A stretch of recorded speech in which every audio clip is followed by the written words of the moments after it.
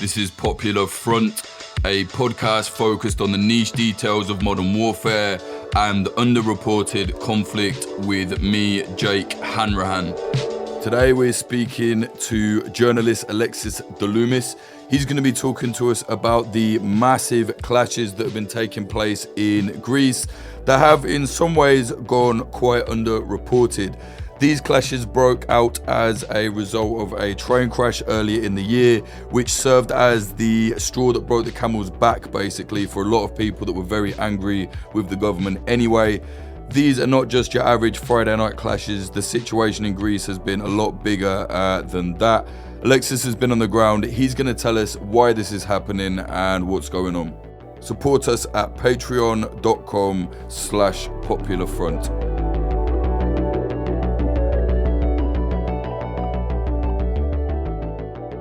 So there's been serious clashes in Greece. I think the first thing we should do, which would be to talk about this train derailment, because a lot of this seems to have sprung from that. But obviously, I think that's kind of the straw that has broken the camel's back in a way.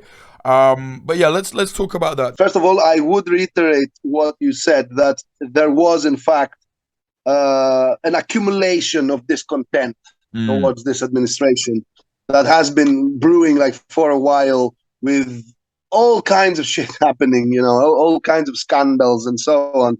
And this was kind of, it created a spark that then kind of got pretty wild, and things we hadn't seen for a decade. So on Tuesday, the 28th of February, two trains got into the same track. It was a passenger service going north towards Thessaloniki, and a kind of, thankfully you might say, although it's little consolation, and on the other side a cargo carrier, a cargo train, so with only two passengers as staff. The other train had about 350 people, the passenger service. Now, let's say for now, something went wrong, and the two trains were put on a collision course. And they were, in fact, for 12 whole minutes, which is quite something to think about, like for 12 whole minutes without anybody realizing. They were on a collision course, like speeding towards each other.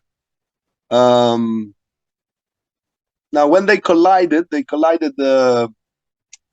a location we call Tebi, just in fact just outside the tunnel, and it was I think a little bit before midnight. Now, the collision was obviously very, very strong, very powerful, and there was fire erupted, which is reported to have developed temperatures as high as 1,000 or 1,100 Celsius. Jesus. There is, for that matter, there is one body that was never recovered, like as in meaning no trace of it whatsoever, and it is more or less, it is assumed that it completely incinerated. Now, we have a total of 57 people dead. It's good to clarify, maybe, because there was a confusion at some point about this in regards to the people missing and so on. Which I will say, this is something we might come back to, very likely. But it is. You see, there is a tremendous amount of misinformation, like a very vile environment in regards to the media and in regards to the flow of information. So people are always very suspicious. So for a while, there was a widespread suspicion that the number of the people dead is in fact higher, especially in the first few days, which was, okay, after all, a kind of a misunderstanding, it seems. But I will even say to that it is still possible that there could be people unaccounted for meaning like potentially like illegal immigrants that were not that were, for example, had bought like a shorter ticket or something and were not counted as being in the train or something like this. But in any case, the official number right now is 57. 57 people died on that crash. And this is the gist of the events of that night. Right, and so very quickly after that, there were clashes in the streets. So for anyone that's unfamiliar, people might say, well, why would there then be protests because of an accident? But there's a little bit more to it, right? Certainly. The thing I guess the headline here should be that this was labeled, I guess, primarily by anarchists and anti-authoritarians and people of the extra parliamentary left as a crime of the state. However, even mainstream politicians label that as a crime, which is in that sense still ringing the same notion. Now there is why would people think that? In fact, let me start the other way around. In fact, and that even played a role in enraging people even more. The current government, the current administration, tried put in fact a lot of effort, and the media, the majority of the mainstream media that it controls, to place the blame and to frame the whole narrative as that this was all a result of a tragic human error, and that it is all the fault of the station master at Larissa station, which is a central,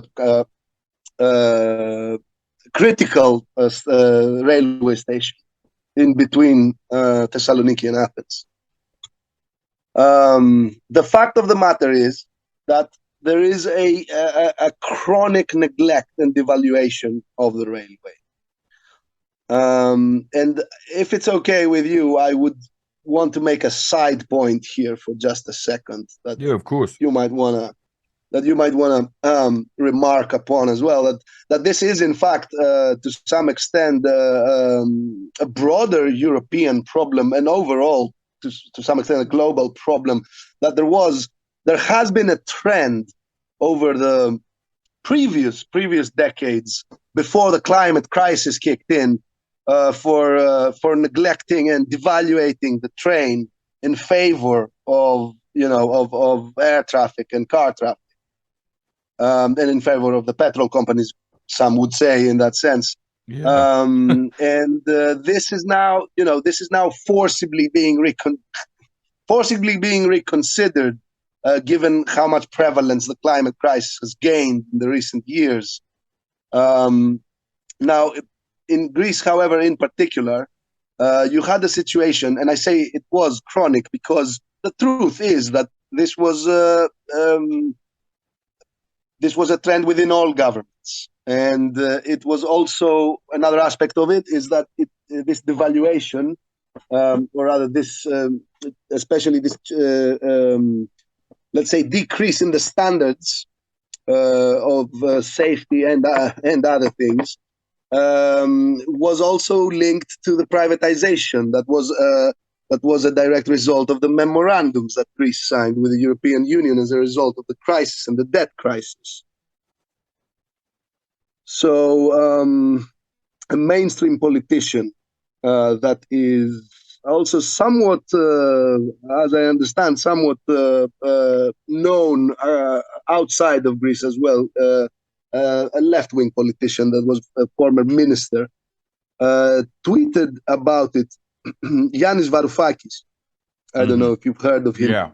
Tweeted about that right on the next day, and I mentioned this because you can relate to that, and possibly I guess a lot of your audience, because he tweeted and made a correlation with the Paddington train crash in, I think, in 1999.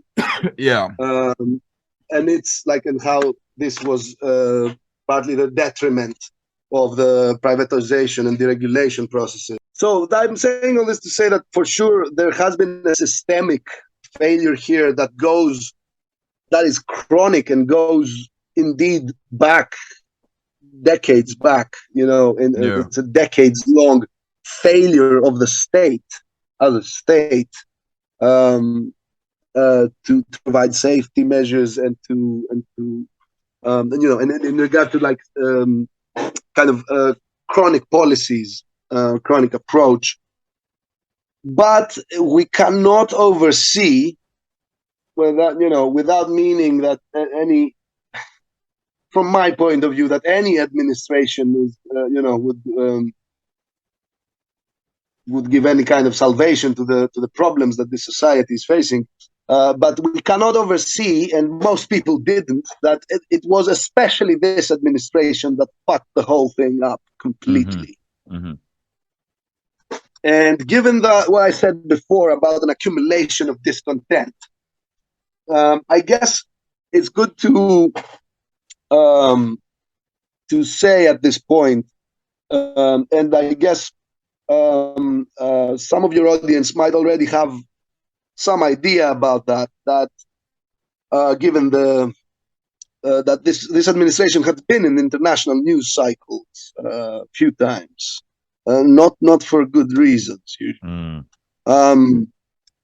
So this is, I would say, the most radical right wing that we have seen in Greece since the junta, since the military dictatorship of the 60s and 70s. and as much as there has always been this, throughout this period, even throughout the whole history of modern Greece, but also throughout this period of so-called, we call it metapolitevsi, but to just improvise a relevant term for you, like the period of democratization or something, like, so after the junta, after the military dictatorship, since 1974, this has been, it was always rotten, but like mainstream politics was always rotten. But in this last few years under this administration, Greece has really turned into a swamp of like autocracy and corruption and misinformation. The state of the media is something to point out as well. For you and your audience, I guess one of the most likely things to remember about this government is the recent wiretapping scandal. Believe me, there's been many, many more. But this was something that made front page news across the world. So I guess you have some impression of the current administration. Is that right? Yeah, and there's also been various scandals within the police as well, right? Like, kind of, I was talking to the guys from Cop Watch Greece, and they were explaining to me that there's been literally people trafficking rings linked to police and stuff like this. It seems like a lot of corruption is going on. Oh, damn. I wasn't sure if this was going to come up. I would have prepared a bit more about it. I only have some very basic notes in front of me, which I've gone half through already. But let me tell you, because recently, I mean, I'm not even going to go back. I'm gonna because this has been like unraveling for a while now.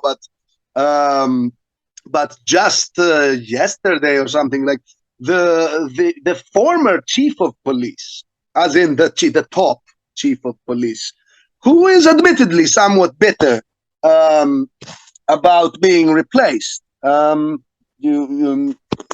can admit, but regardless, the former chief of police, pretty much, I can't. I don't have the quote in front of me now, but I've seen the relevant discussion, but pretty much said that the Greek police is controlled to a significant extent by the mafia.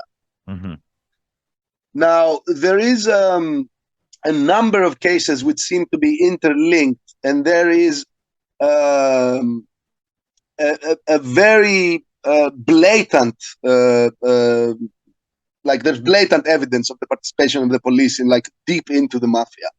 There is a very, very important court case that has been going on. It's kind of in two parts because it's separated, like the felonies with the it's not misdemeanors. We have 3 degrees. I'm not sure what are the 3 degrees in English, but like there's a separate case for the felonies and all the rest anyway. Yeah, I know what you mean. Yeah. And the case of the felony is still ongoing. But there is a huge case which is not covered, by the way. It is seldom covered at all from any media, in fact,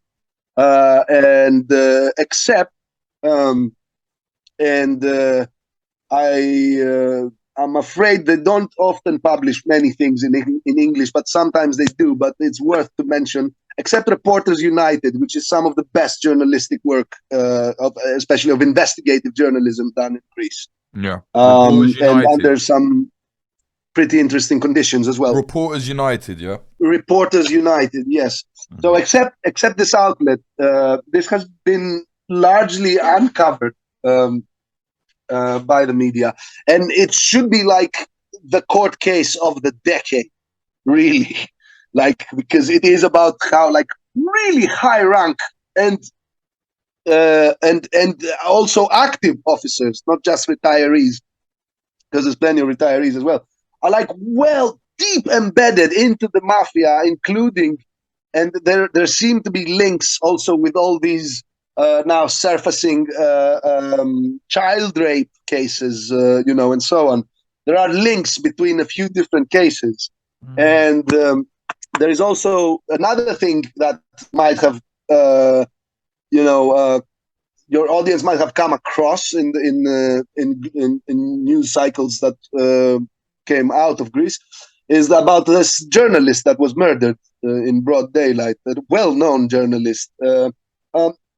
A bit of a scum himself, if you ask me, but also lately he was digging into this sort of thing as well, like the connections of the mafia with the Greek police, the case of Lignadis, the famous child rapist that had strong links with the government, with the ruling party of Nea Demokratia, and so on, and some people, and it was he was their appointee as well. So yeah, you bet. Like again, I wasn't necessarily expecting this part of the discussion. That yes, there is. Well, I guess it goes back to my general statement that Greece has turned into like more than ever before. That is, it's not this didn't just happen now, but it's like we're reaching a peak level of Greece being a swamp of autocracy, corruption, and misinformation. To an extent that you let's say that you wouldn't expect in a country that is like in the EU or whatever, but that hardly means. I would. Yeah. So the train crash was kind of like, after like that kind of stuff you've been talking about now, is kind of like, in a way, do you think the straw that broke the camel's back, and then the clashes? Yes, I mean obviously the massive toll of dead people, the 57 people dying is already is a tremendous event that for sure in any condition would send shockwaves in the society, and but also the blatant, like it could have been different. I wrote about this as well in some article. The blatant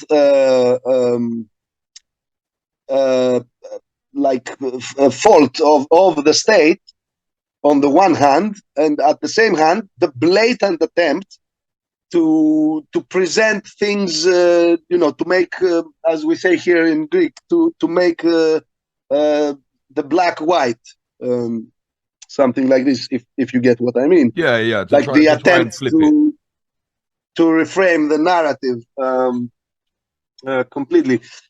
So yeah, clashes started already, as I said, already from the next day. They went on pretty much every single day after that, um, all the way like from Wednesday to Sunday. Um, Already on Sunday that is Sunday the 5th of March, we had a pretty massive demonstration in the center of Athens, which also featured um, quite heavy clashes and also very long-lasting clashes. Which, however, was still not the point of full escalation, which I would say rather came on Wednesday the 8th. Now, on Wednesday the 8th of March, without any exaggeration, we saw the biggest crowd that has gathered in the center of Athens since February 2012. So for pretty much for 11 years, this was the biggest crowd in 11 years, and it was the biggest riot in 11 years and the longest riot in 11 years as well. Which groups are taking part? Is it just radical groups that are coming out fighting, or is it the general public as well? A riot or clashes, like we say, because I think that you're kind of focusing on that aspect. To what extent what is the participation? Is a manifestation of conflict, and like you would say about war, and I wouldn't want to go too far with this like comparison, but just to say that as we know that like war is not just a front line. Yes, like there are multiple lines in a war zone and in a conflict, and war itself is a kind of complete praxis where many things kind of culminate to produce outcomes or whatever. So taking that in mind, and again, not going any further than that with this comparison, I just mean to say that the people who, let's say, join the front line of these clashes with the police are obviously, as it is in every situation like this, are obviously a smaller section of the bigger crowd. We are talking about enormous crowds. Yeah.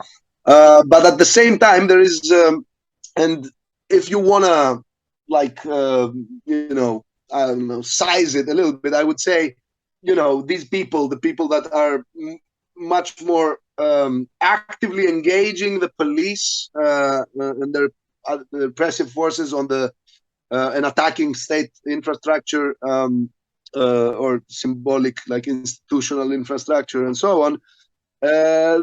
You would say maybe there are a few or several hundreds, at the very front line. But within a crowd of many, many tens of thousands of people, there are also at least several thousands that are with different degrees of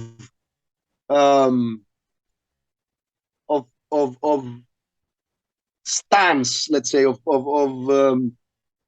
participation, let's say, backing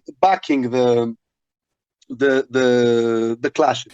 Yeah, that's what I was trying to get an idea of, like who's supporting. Okay, not everybody's fighting, but other people are supporting. It's not just one group, right? No, for sure. I mean, we can very safely say that it's never just one group. Yeah. That, you know what I mean. Meaning that even the anarchists are obviously an amalgamation of groups. But look, it is true. It is true that, well, as I think you're aware, and possibly some of your audience is, the anarchist movement in Greece is exceptionally strong. It's kind of unusually strong and influential. Yeah. And it is true to say that it is kind of it is by far the main political milieu that drives, that promotes as well the drive for political violence of that level. Yeah. Mm-hmm. Of any level, really, to be honest, for a while now. Having said that, it doesn't mean, it doesn't mean that this is um, sorry, I'm missing every now and then. I'm missing words in English. It's yeah. I don't speak English as often as I used to. No, Anyway, you're good, man. The English is good. having said that, it doesn't mean that everyone is everyone on the front line of the clashes is like a well-read, militant, red and black, organized anarchist. Yes, Right, you it's might more of say. a popular movement. Um, well, I mean, it's it's kind of circumstantial. Yeah, this especially these latest rise like are kind of circumstantial when it grows like this. Yeah. And I don't know if I'm not sure how to, if to call it a popular movement is exactly the best description. Okay. Look, there is definitely, as I said, it is definitely like it's the anarchist milieu that is spearheading and that is kind of uh, uh, chronically, like always, kind of providing the political, let's say, backing of the logic of political violence, of the logic of challenging the state monopoly of violence, let's say. Yeah. But in these kind of situations, there is people will swarm its ranks. All sorts of different people might swarm its ranks in order to join the clashes.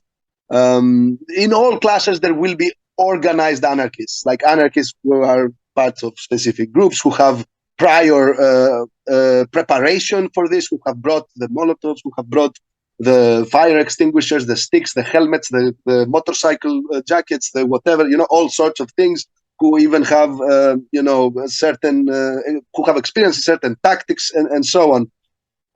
And this will pretty much always be the case. Like there's hardly ever any clashes of this sort, like of demonstrations, without the kind of the participation of anarchists.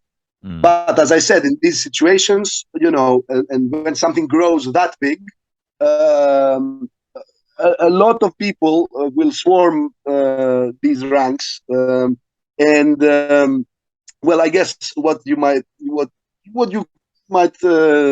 think interesting is, and of course there is this. Let me think how to describe. Like there is this spectrum of people who are on a more broad, let's say, anti-fascist and kind of also a little bit, maybe even a little bit subcultural, like Antifa ACAB, we say sometimes, yes? Yes. Who are also often like football fans, for example, and so on. But who, however, have a diachronical relation with the anarchist milieu, with some ups and downs, but who have also like a long-standing relationship with the anarchist milieu in this framework that we are talking about like basically political violence. A good example of that is the riots 2 years ago in Nea Smyrni, where there was a critical role by the local Panionios fans that called for the demo, and they called together with all the other political organizations, yes, with the left-wing organizations, the anarchist organizations, and so on. And there was this kind of situation where there was like a common, let's say, there was a kind of truce, I guess, and a common dissent on the street of almost all hooligans of Athens teams, and they played a very they played the protagonist role in that, right?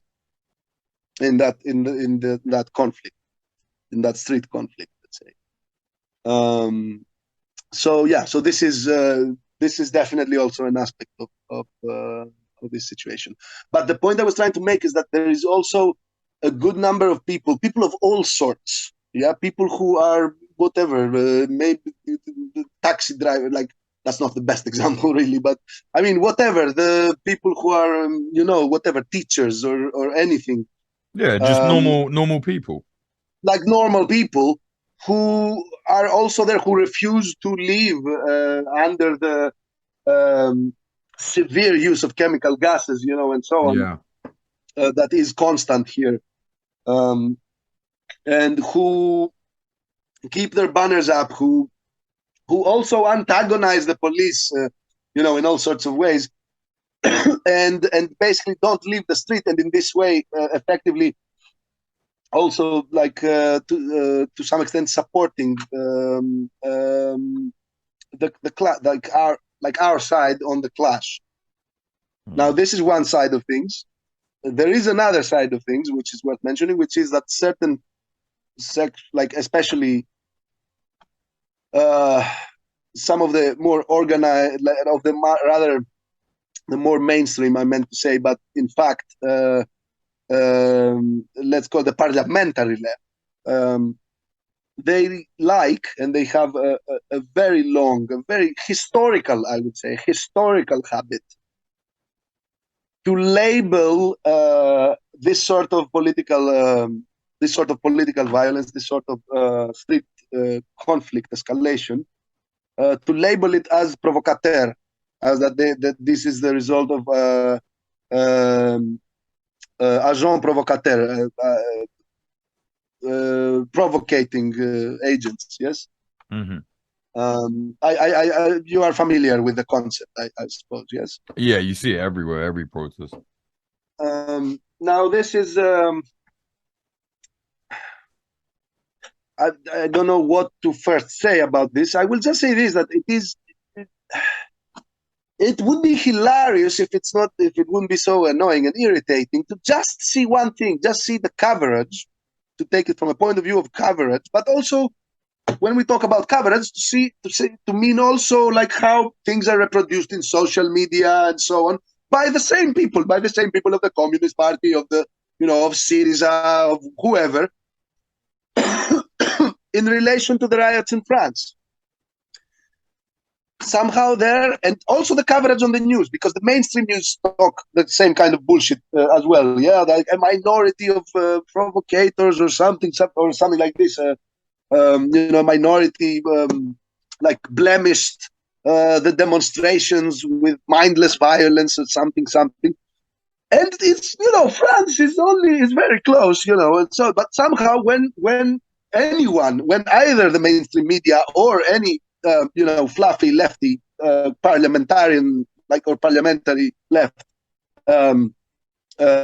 people are talking about France, there it's a totally different story. Then it's like about the rage of the people against the injustice and something like somehow there the narrative is totally different, and they don't see everywhere provocators or something, and out differently as well, because they always seem to think that the provocators are like a few dozen or something. But if it is anywhere abroad, it is like swarms of people's rage and so on, and it's justified and inspiring, unless it is here. Yeah, we've been battling with that, which is quite funny. We'll say, here's I mean, to be honest though, the French coverage, I've seen a lot of people going against it because Macron is a good boy and he's a good European boy, and we were putting out coverage and people were saying like, no, these are hooligans, and it's like, I said, well, if this was happening in a different country, it will be covered differently. I mean, if what Macron, for example, has just done was happening in the Middle East, the news here in the West would talk about it like it was an authoritarian thing, which it is an authoritarian thing. But when it happens with the Good Boy Club, they talk about it differently. They suddenly decide that the people against it are actually, the baddies. They're the rioters. Basically, if you can have like TikTok and insult politicians on the internet, people seem to think, oh yeah, well then we don't live in an authoritarian society, despite it happening. I mean, my country is a great example. It's slipping deeper and deeper into authoritarianism, and your average journalist would laugh at you if you said that, despite the fact protesting is almost illegal now here, So I don't know. It's the same old thing, but I fully understand your point. How do you see it though, from your point of view? What's gonna happen? Do you think this is the start of something bigger? This is gonna carry on, or not? I can't say that it looks like it's going to carry on as such, but to be frank, a lot has happened already, and everything like that leaves something behind. Like in terms of the momentum, it's not something comparable to 2008 or even 2011 for that matter. And I guess it's probably not wise for me to try and fully contextualize all that for your audience. You can just Google it. Yes.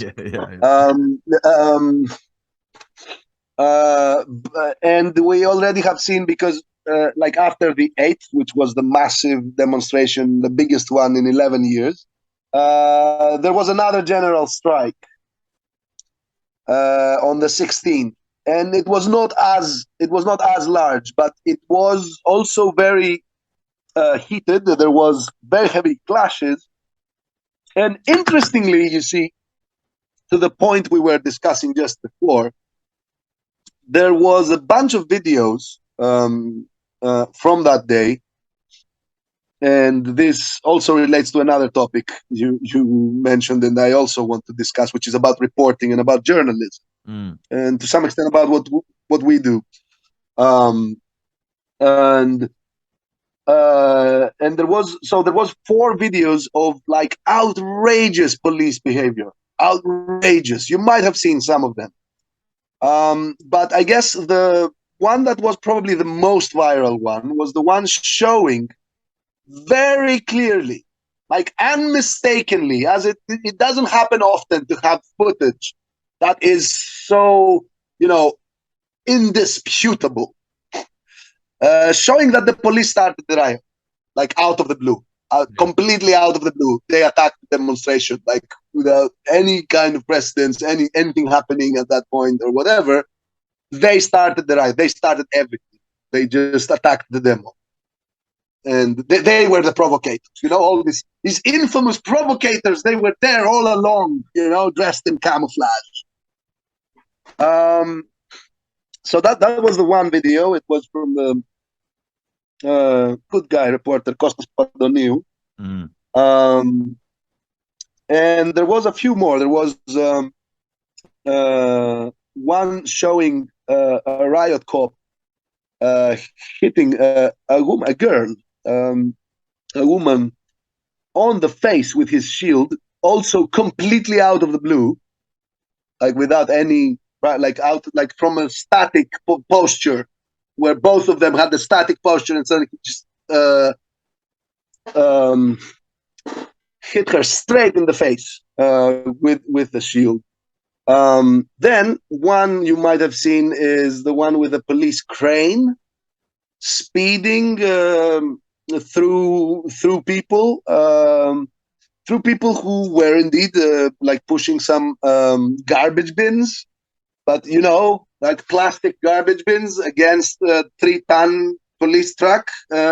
Anyway, he speeded across and of course injured someone who was later hospitalized. Thankfully, I think they were okay. But it was seen as something that could have easily ended up in murder, So this was a cause of a lot of contention.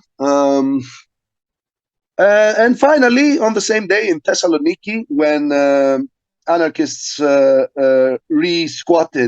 an attempt to re-squat the evicted squat Mundo Nuevo, Um, in the operation of the police to get them out, some people from the riot police were captured on camera breaking cars, like smashing cars, like while charging, also completely out of the blue, like without anything else kind of happening around them. Like this one dude was just smashing a car window.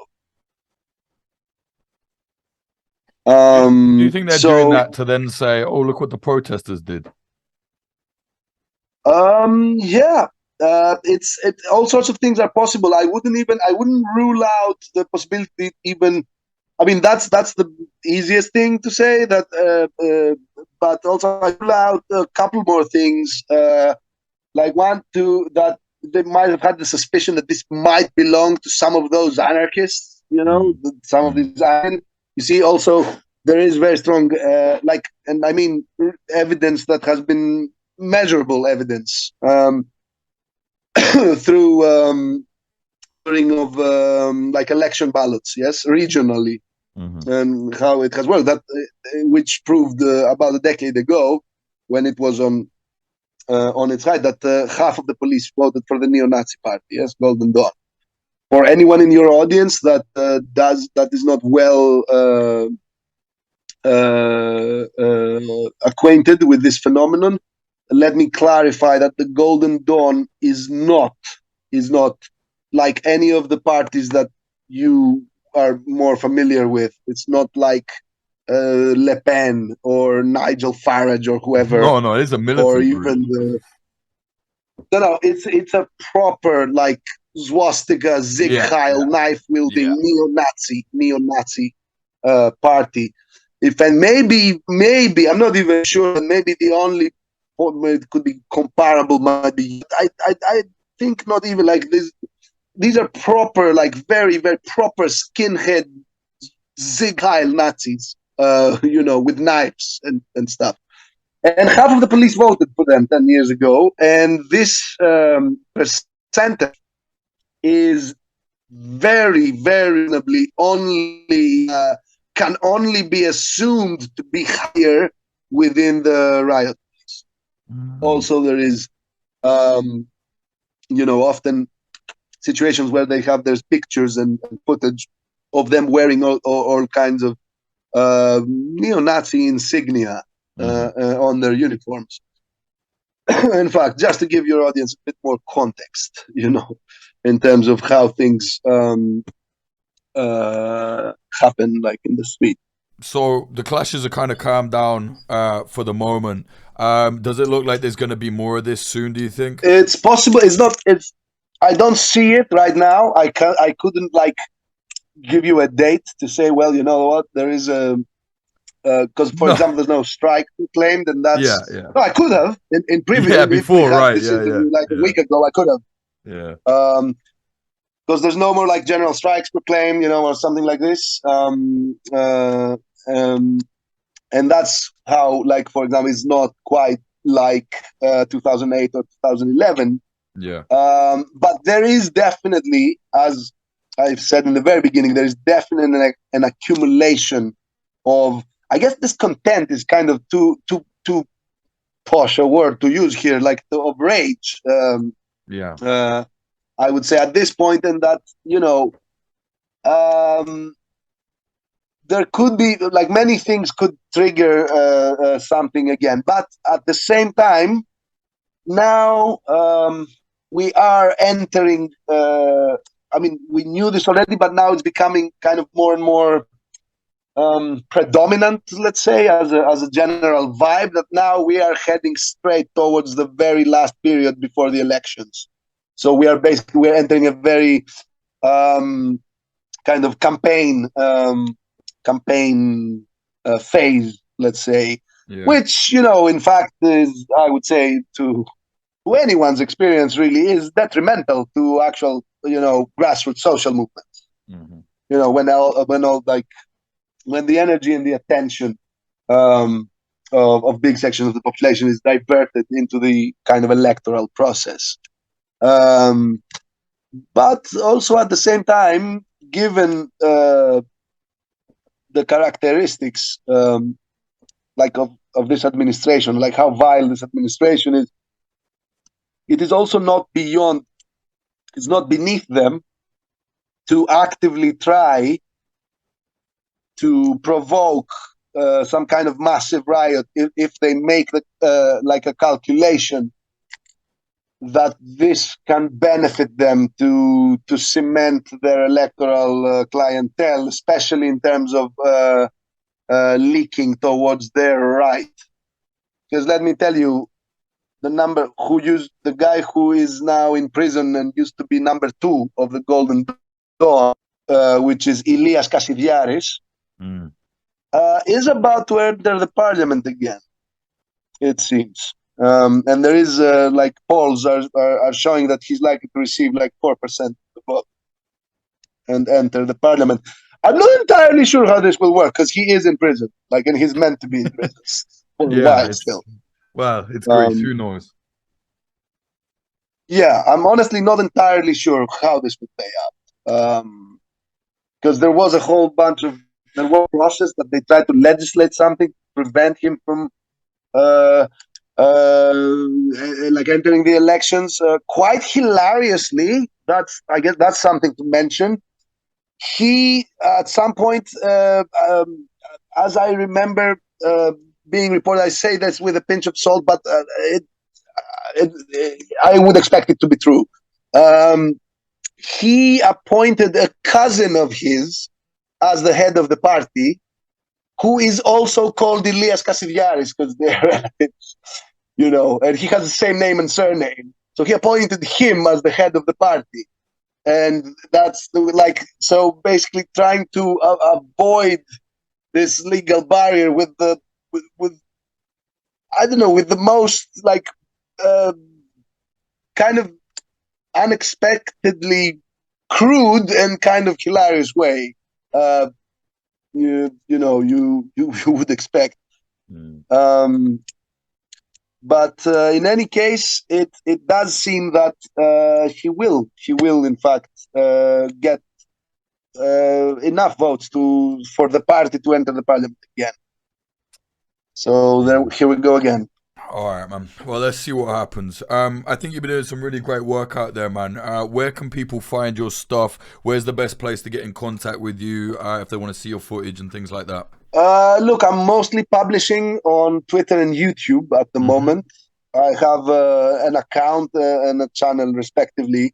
And in both cases, it is Alexis Daloumis. And just for our listeners, that is ALEXISDALOUMIS. Yes, exactly. Thank you. Cool. All right. Okay, cool. Yeah, have a good night, man. Thank you, brother. Talking to you. Bye-bye. Bye-bye.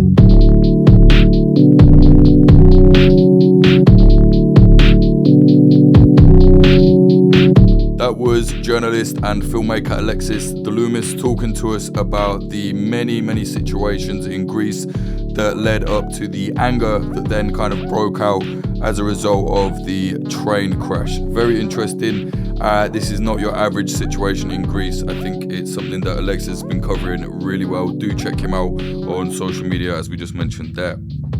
If you like what we're doing here at Popular Front, please do consider supporting us at patreon.com/popularfront, or you can buy merchandise at popularfront.shop. It all helps to push things forward. We do not accept money from large corporations or governments or think tanks or any of that nonsense. Thank you very much to our sponsors. They are Oracle Coffee Shop in Portland, Oregon, USA. They're an independent coffee business selling only fair trade products. See them at 3875 South West Bond Avenue 97239. If you go into the shop and tell them Popular Front sent you, you will get a free coffee or money off a coffee, something like that. Depends what mood the people are in at the time. Thank you to Grindcore House, a pair of independent coffee shops in Philadelphia, USA.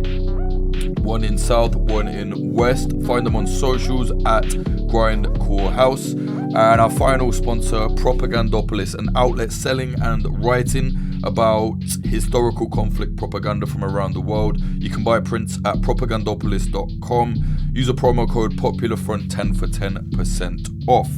Follow us on social media, Instagram at popular.front, Twitter at popularfront_, TikTok is at popular.front, and watch our documentaries on youtube.com/popularfront. If you want to support us, like I said, the best way, patreon.com/popularfront. Music in this episode, the intro was by Horam and the outro was by Sam Black.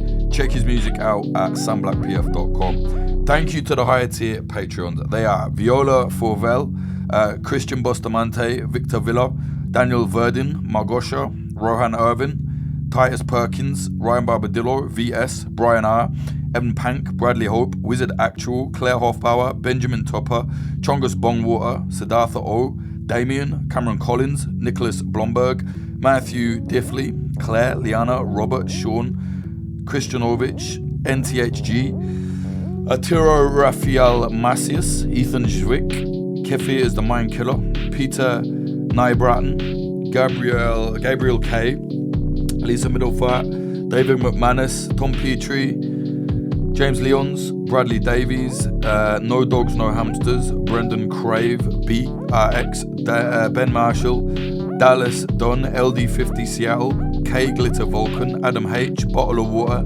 Larson 8669, Ivan Julien, Bjorn Kirsten, Diamondstein, Michael O'Connor, Jack Doherty, Nicholas Butter, JD, Jarv, James Colley, Tynan Daly, Ethan, Shanklin the Painter, Fitz Madrid, Ed Coulthard, D San, Mike Barone, Liam Williams, DZA, Giorgio Arani, The Vegan Straight Edge Global Cabal, Amy R, Rubicon, Frank Austin, Amelia Me, Christina Rivetti, Freya Northman, Nebo, Noah, Andrew Hurley, Vida Provost, Brian McLaughlin, Tom Lochrin, Young Wasabi, Tony Bin, JL, Stephen Davila, Dan Dunham, Chad Walker, Lawrence Abrahams, Peter McCormick from What Bitcoin Did, Christopher Martin, Ryan Sandercock, and Moritz Zumbu. Thank you all very much. Really do appreciate it. Support Popular Front, patreon.com/popularfront.